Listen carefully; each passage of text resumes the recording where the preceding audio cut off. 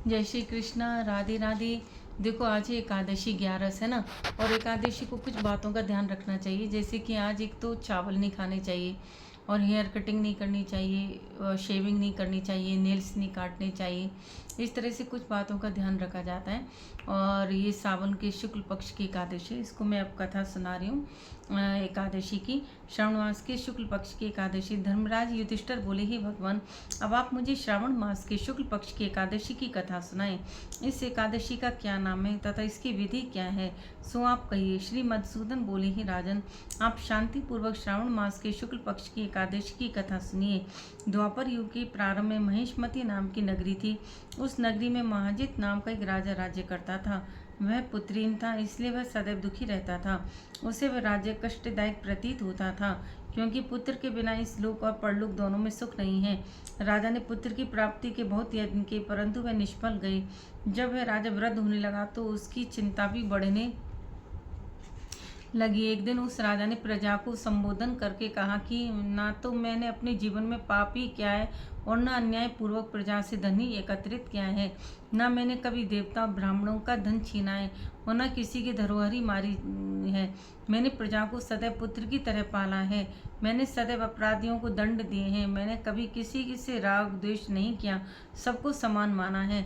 इस प्रकार धर्मयुक्त राज्य करने पर भी मैं इस समय महान दुख पा रहा हूँ। सो क्या कारण है, मेरी कुछ समझ में नहीं आ रहा है।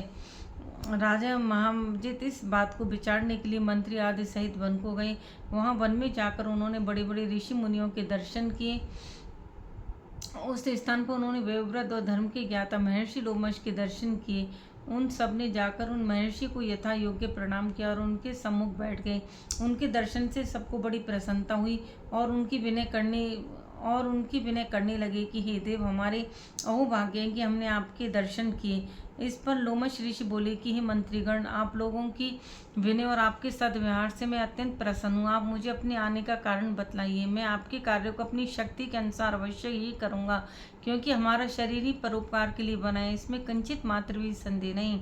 लोमश ऋषि के ऐसे वचन सुनकर मंत्री बोले कि हे महर्षि, आप हमारी समस्त बातों को जानने में ब्रह्मा से भी अधिक हैं, अतः आप हमारे संदेह को दूर कीजिए। महेशमती नाम की पुरी में महाजित नाम का एक धर्मात्मा राजा है। वह प्रजा को पुत्र की तरह धर्मानुसार पालन करता है, परंतु फिर भी पुत्रहीन है।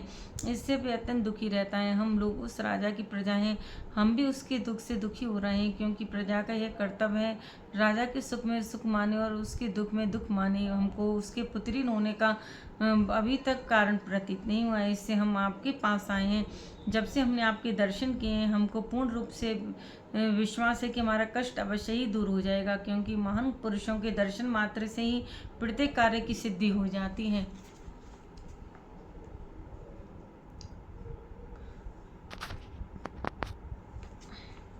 अतः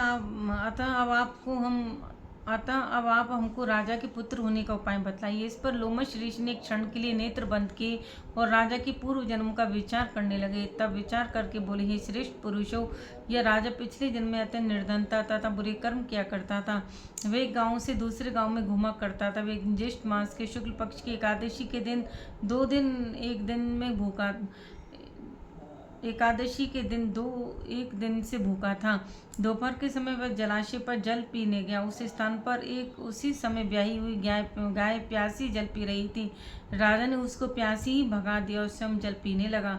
हे ब्राह्मणों, इसलिए राजा को यह दुख भोगने पड़ रहे हैं। एकादशी के दिन भूखा रहने से उनको राजा होना पड़ा, और प्यासी गऊ को हटाने से पुत्र वियोग का दुख भोगना पड़ रहा है।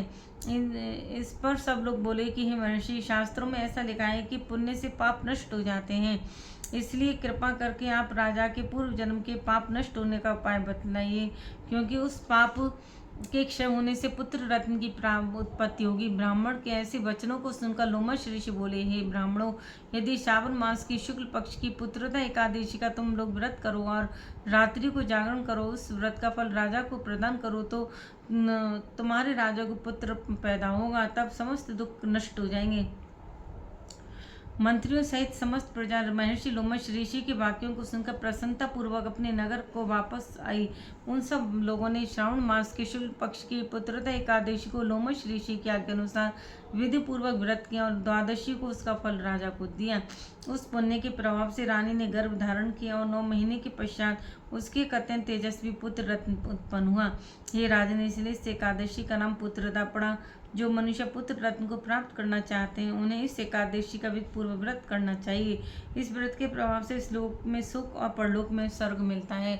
बोलो दुर्गे मैया की जय, एकादशी मैया की जय। राधे राधे। देखो अब भादों की एकादशी शुरू हो जाएगी। सावन की तो हो गई दोनों एकादशी। पहले कौन सी थी? शायद काम का एकादशी थी कृष्ण पक्ष की। अब शुक्ल पक्ष में ये एकादशी अपना सावन की है। तो इसकी कथा सुनने से बहुत ही पुण्य मिलता है। श्री शिवाय नमस्तुभ्यम। राधे राधे।